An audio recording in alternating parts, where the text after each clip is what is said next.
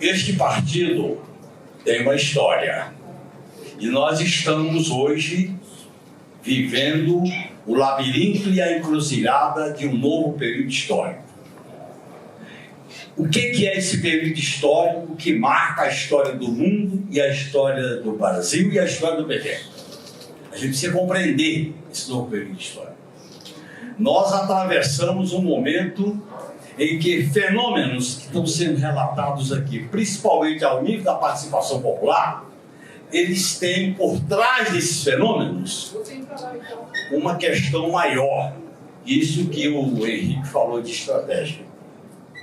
Em primeiro lugar, nós não vivemos tempos normais, tranquilos e previsíveis. Nós vivemos tempos de guerra, de polarização, de crise. Inclusive, as pessoas comuns perguntam: qual é o destino da humanidade? É a crise energética? É a crise alimentar? É a crise do meio ambiente? É a crise da guerra? É a crise do nacionalismo? É a crise das hecatombes?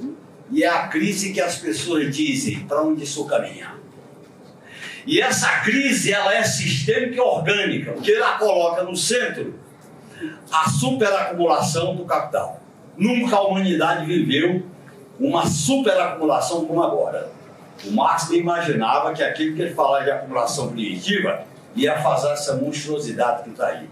Essa acumulação privada do capital, ela se dá através de um outro elemento, que esse é o que mais perturba nós. Os capitalistas não querem apenas a mais-valia e o lucro. Eles querem que os explorados pensem como eles. E eles fazem essa batalha.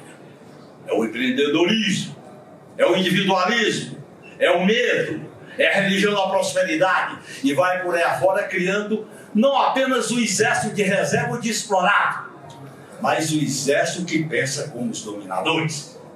E eles estão vendo essa batalha. Essa batalha se dá através de um Estado forte e autoritário, que não convive nem com a democracia liberal. E nós vivemos isso aqui. Com a eleição do Lula 1-2, de 1-1, e veio o golpe. Esse modelo econômico, ele precisa de cultuar a violência, a eficiência e o individualismo. E esse modelo, para ele ser exeguível, ele precisa de uma religiosidade, em que ele domina corações e mentes para que as pessoas sejam carneirinhos para seguir um caminho que já está traçado pelo destino. Esse modelo, ele coloca um problema grave para nós. E esse problema grave é: a democracia é mercantilizada, a sociedade é infantilizada e a política é destronada. E a gente viveu tudo isso. Este processo precisa trabalhar com a ideia de inimigo. O inimigo é o sindicato, é o coletivo, é a esquerda, é o socialismo, é qualquer experiência coletiva. Porque no fundo desse modelo, a autonomia do povo precisa ser controlada. Um povo não pode ter um poder de votar, de dizer o que quer, de se rebelar e de existir enquanto identidade. Pode até existir, mas desde que seja sob o manto da ordem neoliberal do que é o lucro, do que é a riqueza. Esse modelo cria a normalidade como normal. E a partir daí, cria-se um estado de guerra. E a esquerda, diante de uma situação como essa, ou a esquerda se coloca como portadora de esperança do futuro, ou então ela perece. E quando a esquerda perece, quem é que vem para o lugar dela? O protofascismo. O protofascismo no Brasil e no mundo é incubado na crise do modelo neoliberal.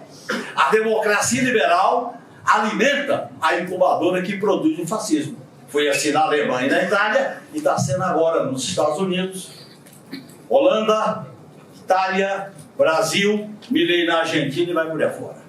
Porque a própria alternativa do protofascismo é trabalhar em cima do caos, da decepção, do fracasso, das massas exploradas e despossuídas que perdem a esperança dos governos progressistas.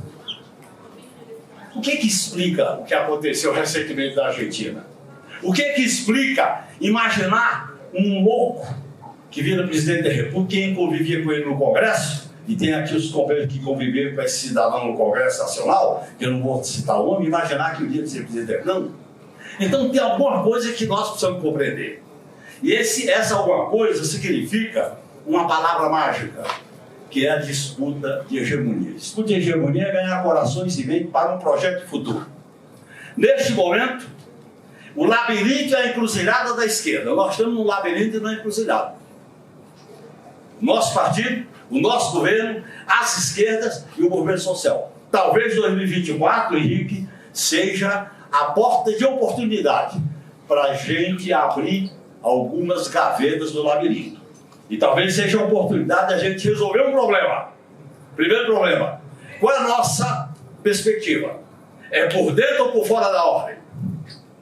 Eu advogo que é por fora da ordem. Qual é a nossa perspectiva? É nos palácios ou é nas ruas? Das duas, com dois pés. Qual é a nossa visão de aliança?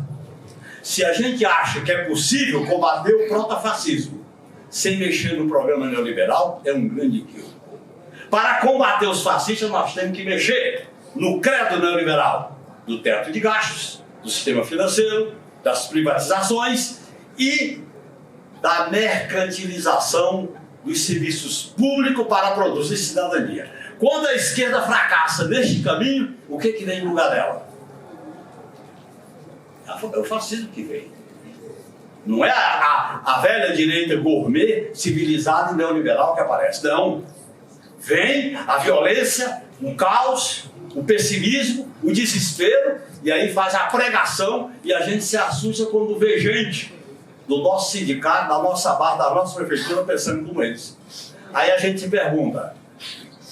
Eu nunca esqueço, Henrique, um dia o Antônio Cândido falou para mim, eu estava muito baqueado, depois do massacre do mensalão, e ele disse para mim: Gerino, levanta a cabeça porque vocês fizeram uma revolução, vocês botaram o povo no orçamento.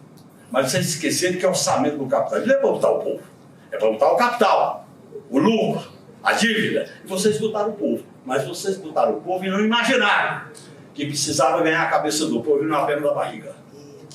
Segundo, vocês tiveram ilusão numa classe dominante que é racista, patriarcal e autoritária. E ela veio para cima, porque essa classe dominante não tem ética nem valor. Pode ser a ditadura ou pode ser a democracia. Pode ser o Collor ou pode ser o inominável. O que interessa é a esquerda ser dominada, desgastada e derrotada. E eles são consequentes. E nós da esquerda, quando não somos consequentes, nós pagamos com juros, correção monetária e inflação do dia. Esse problema está colocado agora. Nós vamos fazer uma governabilidade por dentro da ordem neoliberal. Isso é concreto. Déficit zero. E a saúde e a educação e o financiamento das políticas públicas. E os juros do sistema financeiro. E o modelo de privatização, nós vamos questionar, não. Porque se nós não fizermos isso, como é que nós vamos viabilizar as políticas públicas para as maiorias? E como é que nós vamos ganhar as maiorias para um projeto se o nosso governo não entregar direitos, emprego, comida, escola, educação, moradia, assistência social, etc, etc. Essa contradição, pessoal, ela tem que ser resolvida na luta, no enfrentamento e na polarização. Por isso que eu acho que o ponto essencial e o ataque para esse partido, para esse governo, é polarizar e enfrentar. Nós criamos uma ideia de que o importante é negociar. Eu também acho que tem que negociar porque ela não tem maioria. Mas primeiro você enfrenta, primeiro você polariza, primeiro você bate na porta para depois negociar. Toda negociação que não começa com enfrentamento, ela é rebaixada. Eu posso negociar com o Centrão no Congresso, mas eu tenho que primeiro polarizar. Eu tenho que primeiro criar confusão. E foi isso que esse partido aprendeu quando tinha apenas 5 deputados. E eu estava nessa bancada de 5. A negociação se polariza. E por que você polariza? Porque as massas desencantadas e despossuídas e perplexas, elas têm que saber que o governo do PT, o governo do Lula, está enfrentando os dois, está sendo derrotado. Porque se for a ideia da mesmice, de todos são iguais, aí, nós perdemos uma condição. A esquerda não pode ser identificada com o status quo, porque a identificação da esquerda com o status quo é o caminho para que a esquerda perda a legitimidade de ser protagonista do futuro. Por isso que a questão da soberania popular, que é a expressão direta dos movimentos sociais, os movimentos sociais, para que eles sejam a razão de ser de uma tática de radicalização da democracia, de auto-organização, ela precisa ter uma plataforma. Segundo, essa plataforma tem que estar colada nos interesses imediatos do povo. Em terceiro lugar, nós temos que abrir um diálogo. Eu acho que um governo progressista como o nosso tem que criar uma espécie de área de concertação popular com os movimentos. Mas não é para os movimentos aderirem ao governo. Os movimentos têm que ter autonomia. E esse foi um dos erros que nós cometemos no primeiro Lula, quando eu estava na presidência do PT. Os movimentos têm que ter autonomia para criticar, para reivindicar. Outro elemento importante, os movimentos têm que ter uma pauta própria. Porque se eles perdem a dimensão da pauta, o Estado, do jeito que está, não encerra toda a pauta do movimento. E por outra razão, pessoal, esta ordem neoliberal que nos derrotou e que nós estamos num novo enfrentamento, nós saímos da defensiva, então ganhamos a eleição. Nós fomos derrotados e depois voltamos à ofensiva política, à ofensiva tática. O que está colocado? A institucionalidade da democracia liberal foi destruída. O que é essa crise do Supremo? O que é essa crise da PGR? O que é essa crise das Forças Armadas? O que é essa crise do Congresso? É a institucionalidade da Constituição de 88 que foi para lata do lixo. E a governabilidade por dentro dessa institucionalidade, ela está precária, ela está limitada. Por isso que nós temos que criar uma governabilidade por fora da institucionalidade. Porque essa institucionalidade, e eu advogo no futuro, não vou fazer esse debate aqui, nós vamos ter que passar por uma nova ordem constitucional. Para mexer na democracia participativa, Forças Armadas, sistema de justiça e o modelo eleitoral e partidário do Congresso Nacional sempre vai ter maioria. O voto nominal, com emenda impositiva e com o peso do eleitor para deputado, que é muito maior do que o peso para presidente da República, pessoal, não tem solução. O Congresso Nacional desse modelo institucional vai ser sempre de direita. E não adianta a gente ficar incomodado, pessimista e reclamar do povo que vota no Congresso em maioria. É o sistema. E esse sistema, companheiro, está vinculado a um modelo de apropriação do lucro, da mais-valia e dos recursos públicos. Por quê? Primeiro, os bens públicos precisam ser privatizados. A solução para a crise energética, climática e ambiental é um milagre. Você vai falar de tudo, mas não tem sujeito. Você já viu que tem um desastre ecológico, mas não tem um sujeito que produz aqui? Porque isso não quer dizer que é o capitalismo. Ou o mercado mental. Ou mercado, não. Crise ambiental, crise climática, seca no sul, seca na Amazônia. E o que é isso? Não tem sistema. É um milagre, é a natureza que se revelou porque não cuidaram bem dela. E cadê o sistema? Cadê o sujeito? Quem produziu? Quem destruiu? Quem lucrou? Está aí. A Braskem na Alagoas aparece a lucratividade da empresa. É isso que nós temos que discutir. E a esquerda tem que dar nome aos bois, senão ela não ganha corações e bens para um projeto libertador. E aí, pessoal, a eleição municipal, ela hoje é um momento de junção entre o projeto nacional e o projeto local. Primeiro que os municípios são vítimas do modelo neoliberal das políticas públicas. Segundo, porque a disputa da defesa do governo Lula pressupõe uma vitória política eleitoral. E a gente não pode menosprezar a extrema-direita. Aqueles que acham que dá para derrotar a extrema-direita só numa frente amplíssima, eu discordo. Porque você tem que mexer com o neoliberalismo. Porque a extrema-direita, ela nasce no ventre do neoliberalismo. Como é que eu vou derrotar a extrema-direita se eu não mexo no credo neoliberal? Eu tenho que mexer. Para mexer no credo neoliberal, eu tenho que tensionar a aliança amplíssima com a velha burguesia da ordem neoliberal, que não quer mexer no teto, nas privatizações, no sistema financeiro, na dependência ao imperialismo e no papel do Estado. Então esse é o problema. E eu acho que a eleição municipal é um momento da gente primeiro politizar nos termos que colocou o João Paulo. Da gente fazer uma disputa politizada. Segundo, a esquerda e particularmente o PT não pode ir para essa eleição com vergonha de ser PT. Nós temos que botar a cara, a cor, a estrela. Porque quando numa crise sistêmica, quando a esquerda se esconde, ela está ferrada. Quanto maior é a crise, mas você tem que mostrar a tua cara e dizer o caminho é esse. Terceiro, nós temos que mostrar qual é a perspectiva de futuro. Quando a política não tem futuro, ela fica administrando interesses. E nós não somos administradores de interesses. Nós somos administradores de uma pauta emancipadora. E aí, Henrique, essa pauta emancipadora nos municípios, nós não podemos criar uma relação estanque e nem mecânica. Mas é fundamental que a gente coloque na mesma plataforma as questões econômicas, sociais, política, mas tem que colocar o que a burguesia chama pauta identitária, que eu acho que é errado chamar pauta identitária. Se nós não colocarmos o feminismo, a luta contra o racismo, a luta em defesa do direito da comunidade LGBTQIA+, dos povos originários, do combate aos preconceitos, nós vamos ficar pela metade. E ao ficar pela metade, a gente fica na defensiva. Vamos botar esse tema na agenda, eu vou ficar com dificuldade. Quando a esquerda fica com medo de ir no debate, ela está previamente derrotada. Pode vir que eu vou enfrentar.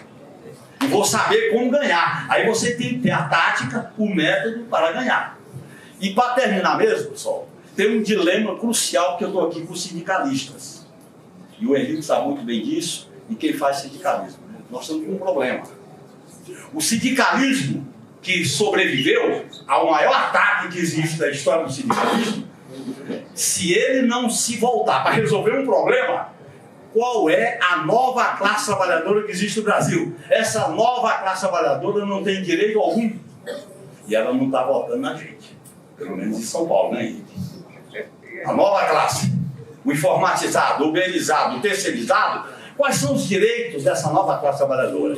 A classe trabalhadora do ABC, que fundou o PP, está muito pequena. E essa classe trabalhadora que está por aí? Nós vamos ter um programa para dialogar com ela, para trazê-la para o nosso projeto de enfrentamento ou não? Tem que ter esse plano.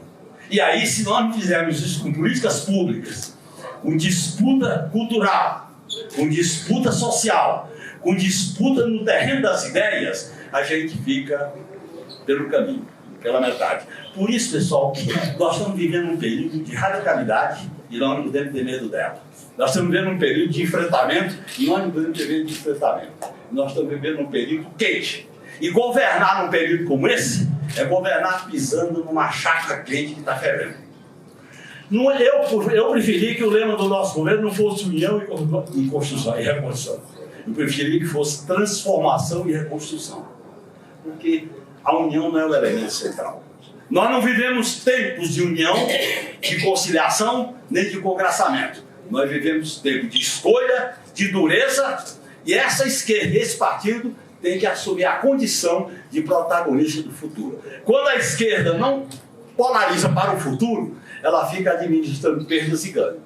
Perdas e danos, você bota esse paradrapo de band-aid nas feridas, mas o sangramento continua. Nós temos que fazer cirurgias, algumas seletivas, e sair dessa apologia da correlação de força. Eu não posso fazer isso por causa da correlação de força. A correlação de força não determina os nossos objetivos. Os nossos objetivos é que determina a correlação de força, que o próprio nome diz, correlação de forças. E você altera a correlação de força. Por isso, meus companheiros, esta eleição é a eleição que a direita vem para revanche. E ela vai colocar toda essa pauta no debate para colocar a gente na defensiva. E se a gente for para uma eleição acanhada na defensiva, eu quero que essa eleição, defendo aqui, a gente priorize essa pauta popular, priorize uma articulação à esquerda e não a aliança pontual com o aliancismo. O aliancismo pode acontecer no segundo turno, mas eu partiria no primeiro turno com a aliança à esquerda. Como nós estamos fazendo em São Paulo, como a gente podia fazer no Rio de Janeiro com o candidato do PSOL, como tem que fazer em Porto Alegre com a Maria do Rosário, como temos que fazer no Nordeste com as candidaturas agora. Se a gente perde essa identidade, pessoal, o PT não pode ser só coadjuvante. O PT tem que ser protagonista de uma utopia e ser defensor de uma utopia é resgatar o que está na origem desse partido, que quando ele nasceu foi para dizer que a autonomia e a luta da classe trabalhadora é inegociável. Por isso que esse partido não aceita o isolamento nem aceita a cooptação. Nem aceitamos a domesticação, nem o isolamento. E essa é a encruzilhada que nós estamos vivendo. Estamos vivendo ela, pessoal. Não é brincadeira. É por isso que esse partido sabe que a grande mídia, quando elogia o Lula, bate no PT. O Lula até que tudo bem, mas o PT não. Por quê, pessoal? Porque a democracia brasileira nunca incorporou o povo, a classe, os de baixo, a militância. É uma democracia formal de mudar alguma coisa para que nada mude. E o destino desse partido é, inclusive, da rebeldia e radicalidade a essa energia que nunca deixou de existir nos piores momentos, quando o Lula foi preso ou quando a gente perdeu a eleição em 2018. Muito obrigado.